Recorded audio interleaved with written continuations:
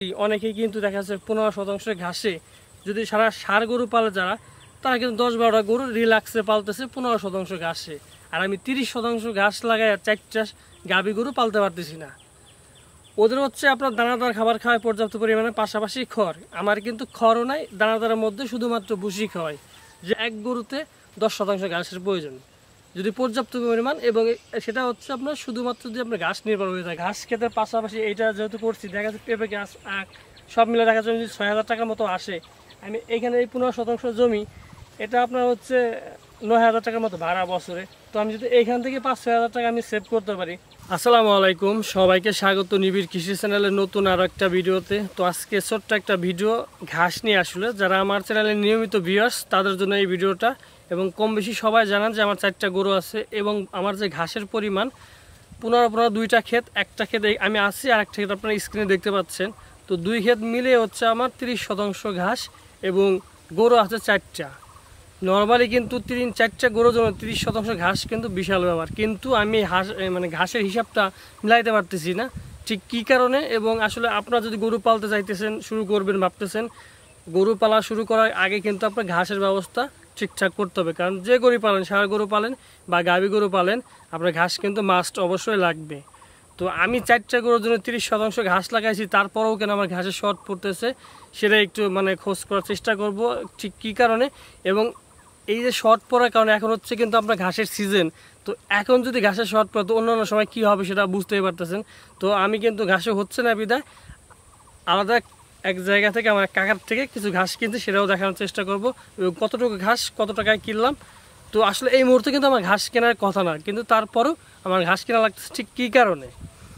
তো নর্মালি আপনার 4টা গরুর জন্য 30% ঘাস কিন্তু অনেক, কিন্তু এখন হচ্ছে না কেন।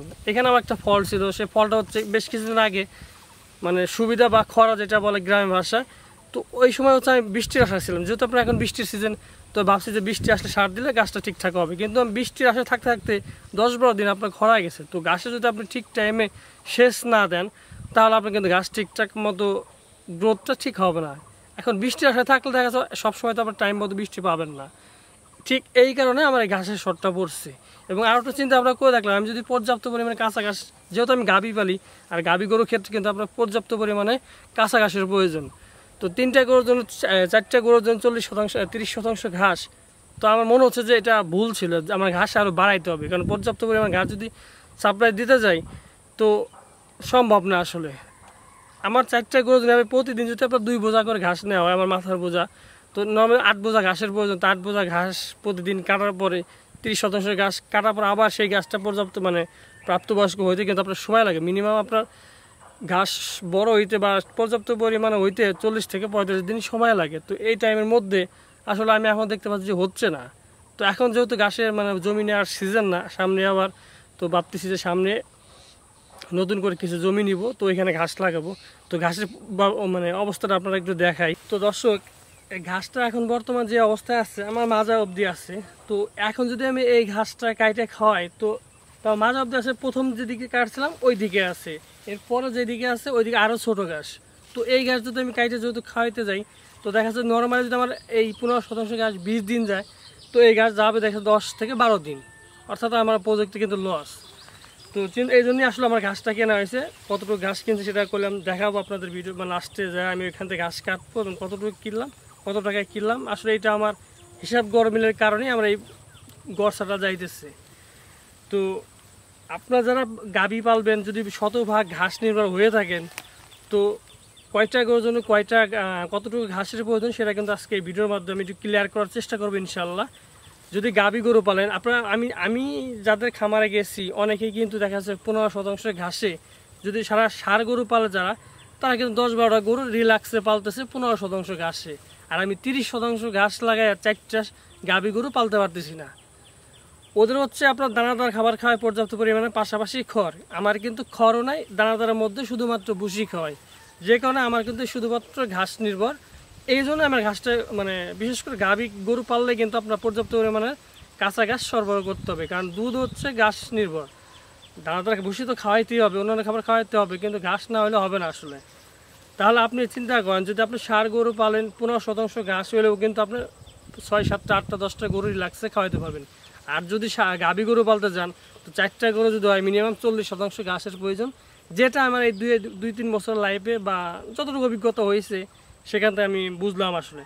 আর অনেক সময় দেখা যায় আপনার এই গরমের কালে কিন্তু ঘাস দ্রুত বাড়ে, কিন্তু আরেকটা সমস্যা আছে, এখন কিন্তু আপনার ঘাস অনেক মারা যায়। আপনার যারা ঘাস লাগাইছেন দেখবেন যে প্রতি সোপে কিন্তু আপনার পর্যাপ্ত মানে অর্ধেক ঘাস নাই হয়ে যায়, এমনি বৃষ্টি থাকে, মানে সব মিলায় ঘাস বাড়ে দ্রুত ঠিকই আছে, কিন্তু আবার ঘাস অর্ধেক নাই হয়ে যায়। তো আসলে শীত গরম দুই সময় একটু আপনার সমস্যা আছে।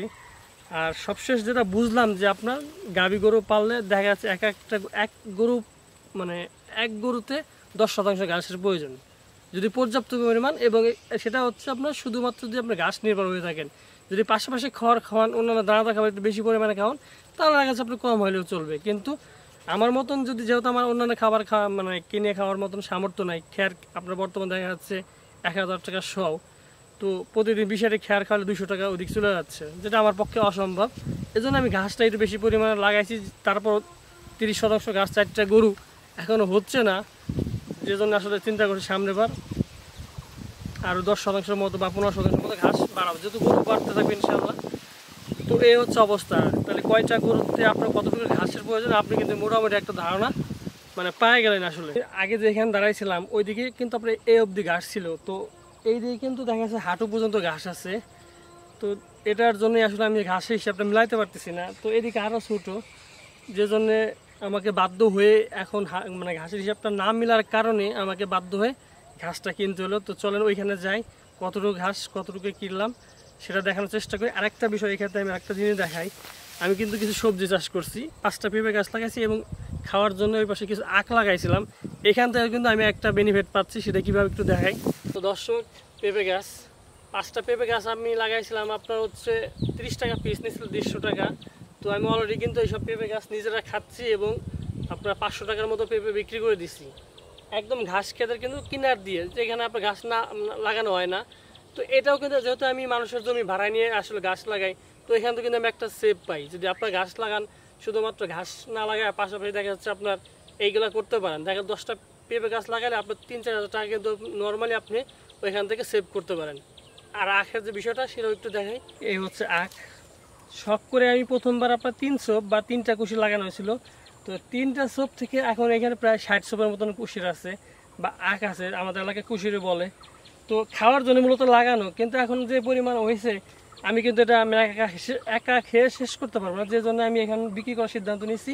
এবং যারা আপনার আখের রস বিক্রি করে ওনার সাথে কথা হয়েছে, এখন বর্তমানে প্রায় 800-900 টাকা মন। তো আমার এইটুক জায়গার মধ্যে যে পরিমাণ আপনার আখ হয়েছে, তো এটা যদি আমি বিক্রি করি এখান থেকে মিনিমাম 3-4 হাজার টাকা আমি আখ বিক্রি করতে পারবো। পাশাপাশি কিন্তু আমি দেখা গেছে 2-3 মাস 4 মাস কিন্তু যখন ইচ্ছা তখন কাইটে আমি খাইতে পারবো। তো ঘাস খেতে পাশাপাশি এইটা যেহেতু করছি, দেখা যাচ্ছে পেঁপে গাছ আখ সব মিলে দেখা যাচ্ছে 6,000 টাকার মতো আসে।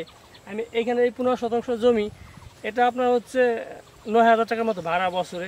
তো আমি যদি এইখান থেকে 5-6 হাজার টাকা আমি সেভ করতে পারি, তাহলে তো আমার ঘাসের মানে জমির জন্য খুবই অল্প পরিমাণ টাকা আমার এখানে দিতে হবে, যেটা আপনার অল্প একটু জায়গার মধ্যে আমি এই জিনিসটা করতে পারছি। যদি আপনাদের সুযোগ থাকে এই জিনিসটা কিন্তু কাজ লাগাইতে পারেন, খুবই একটা হেল্পফুল কিন্তু আপনার জন্য। এটাই হচ্ছে সেই ঘাস ক্ষেত, যেটা আমি আসলে আমার ঘাস শর্ট পড়ার কারণে কেনা হয়েছে। এখানে টোটাল জমি হচ্ছে 10-12% মতন জমি। তো যার ঘাস ক্ষেত সে এই পাশে কিছু টুক রাইখা, বাদ বাকি আপনার লম্বা হচ্ছে জমির মাঝামাঝি আর কি 5-6% হবে আর কি, 18 লাইন বা 20 লাইন মতন ঘাস আছে। তো এই ঘাসটা হচ্ছে কেনা হয়েছে। তো গাছটা মোটামুটি ভালো আছে, নতুন ঘাস লাগানো হয়েছিল। তো নতুন যখন ঘাস লাগানো হয় তখন ঘাসটা কিন্তু ভালো হয়, আপনারা দেখতেই পাচ্ছেন। তো এই 20 লাইনের মতন ঘাস 1000 টাকা দিয়ে আমাকে কিনতে হয়েছে। তো আসলে এই সময় এই 1000 টাকার ঘাস কেনা মানে টাকা কোনো বিষয় না যদিও, কারণ হচ্ছে এই সময় তো আমার ঘাস কেনার কথা না, কারণ এখন বর্ষাকাল, এখন গরমকাল, এখন হচ্ছে আপনার ঘাস পর্যাপ্ত পরিমাণে আমার নিজের ক্ষেত্রে থাকার কথা। যে কারণে আপনার বললাম যে 4টা গরুর জন্য আমি 30% ঘাস, তারপরে হচ্ছে না। একটা মাত্র ভুল ছিল, ওইটার কেন হয়তো বা ঘাসটা শর্ট পড়ে গেল। তারপর আমি দেখলাম যে এই 4টা গরুর জন্য গাভী গরুর ক্ষেত্রে আপনার 30% ঘাস পর্যাপ্ত না। বিশেষ করে এখন আবার ঘাস মরে যায়, শীতকালে ঘাস বাড়ে কম, সব মিলে আর কি। তো ঘাসটা হচ্ছে প্রায় 5-6% মতন জায়গায় 1000 টাকা দিয়ে কিনছি। তো দেখা যাচ্ছে আমার এই ঘাসটুক 10 দিনের মতন যাবে সর্বোচ্চ। তো ঘাস বর্তমানে আপনার এলাকায় কী অবস্থা যে দরদামে হয় কেমন হলো কেনা সেটা একটু কমেন্ট করে জানাবেন।